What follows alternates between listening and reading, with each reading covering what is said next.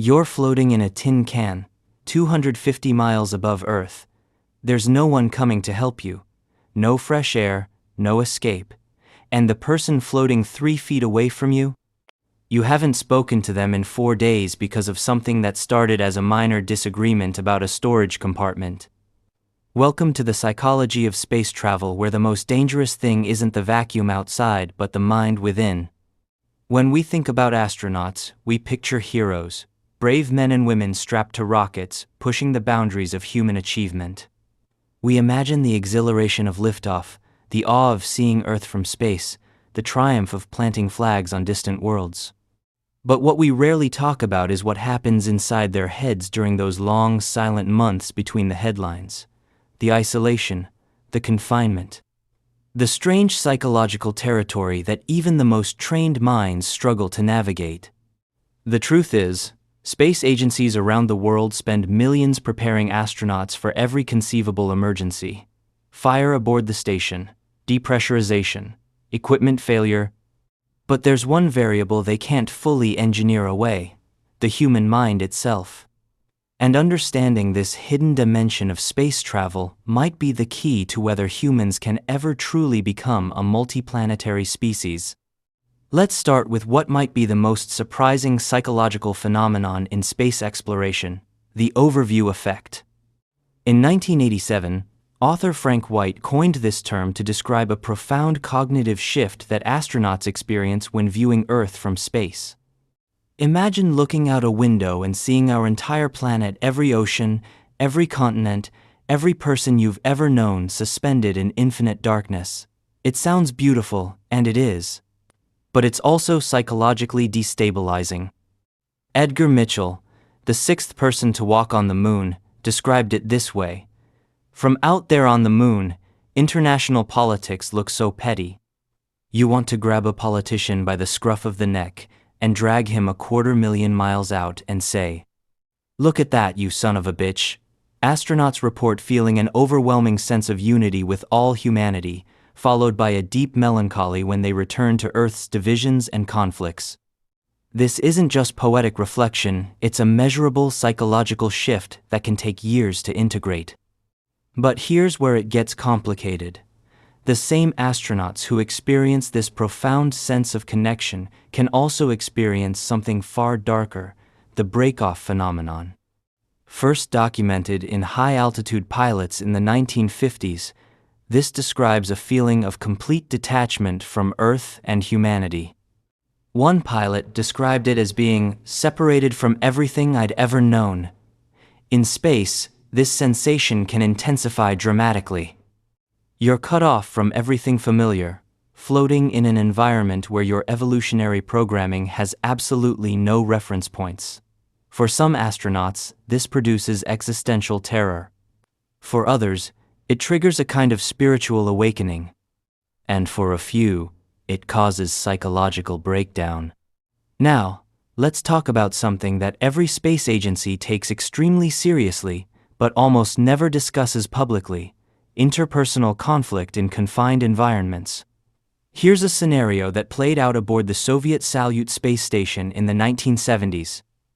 After weeks of isolation, cosmonaut Valery Ryumin wrote in his diary, "2 men in a closed space will inevitably develop conflict. It's only a matter of time." He wasn't wrong. Studies of Antarctic research stations, submarine crews, and other analog environments consistently show that even highly trained professionals experience irritability, withdrawal, and sometimes open hostility during long-duration isolation. NASA learned this lesson dramatically during the Skylab missions. In 1973, the third Skylab crew essentially went on strike. They stopped performing experiments, ignored mission control's requests, and spent an entire day just staring out the window. The cause? They were exhausted from an impossible workload and felt micromanaged by ground controllers. The situation became so tense that Mission Control had to negotiate with the astronauts to restore normal operations. It was the first and only mutiny in space. This brings us to a crucial concept in space psychology: the third quarter phenomenon.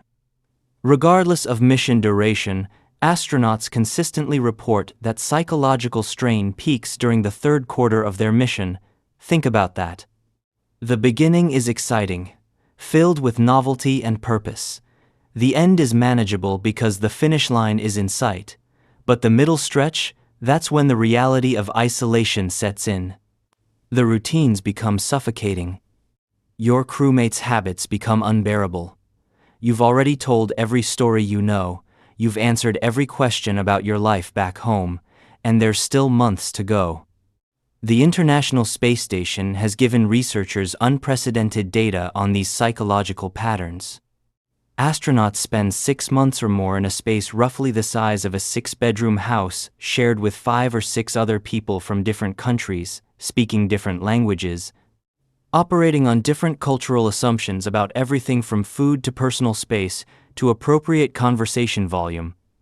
Add to this the stress of constant noise from fans and equipment, disrupted sleep cycles from 16 sunrises per day, and the very real knowledge that a thin wall separates you from instant death, and you begin to understand why psychological screening is so rigorous. Speaking of screening, let's talk about what makes someone psychologically suited for space travel.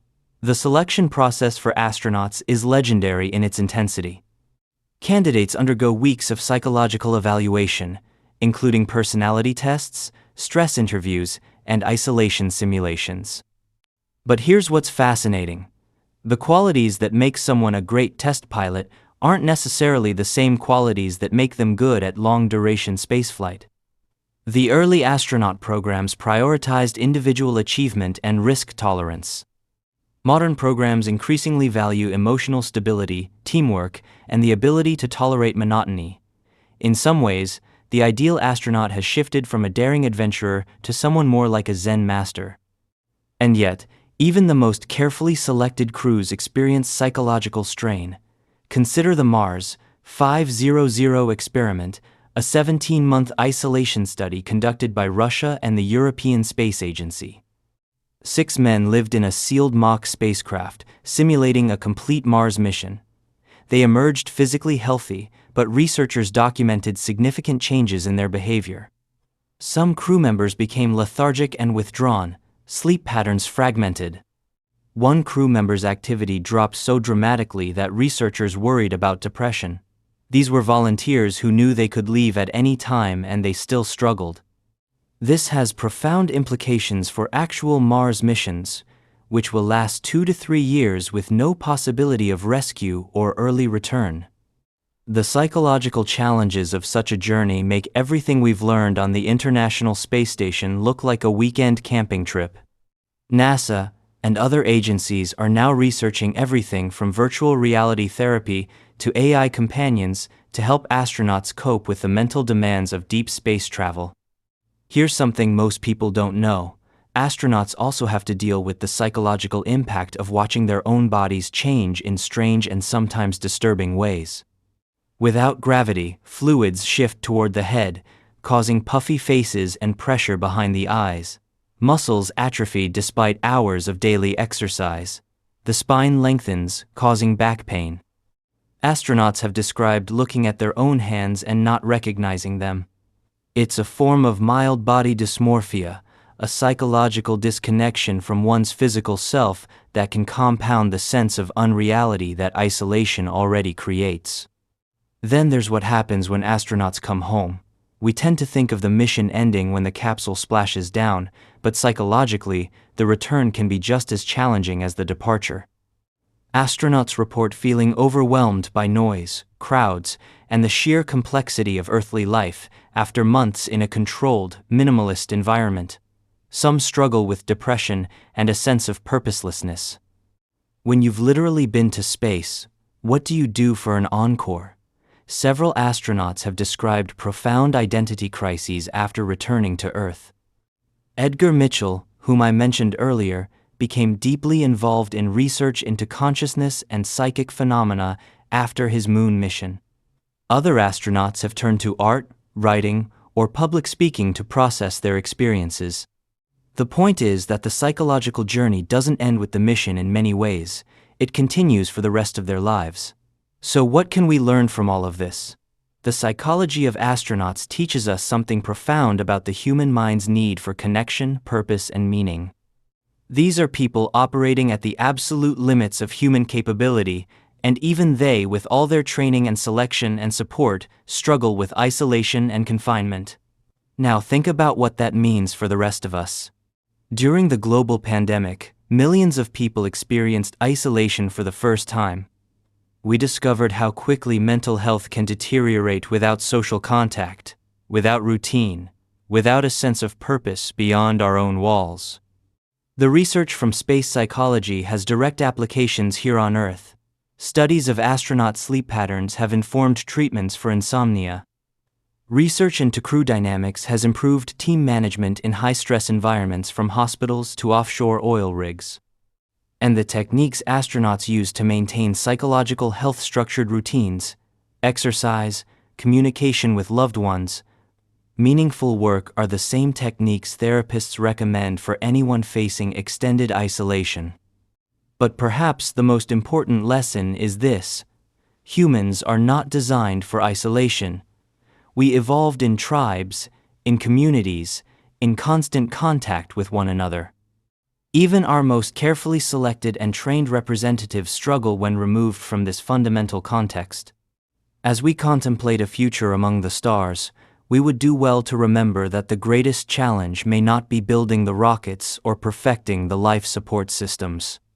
It may be understanding and caring for the minds that make the journey. The next time you see footage of astronauts floating serenely in the cupola of the International Space Station, remember, you're looking at the surface. Underneath, there's a whole universe of psychological complexity that cameras can't capture. These are ordinary humans doing extraordinary things, paying a psychological price that most of us will never fully understand. And that might be the most human part of space exploration. Not the technology, not the achievement, but the struggle to stay connected to ourselves and each other in the most disconnected environment imaginable.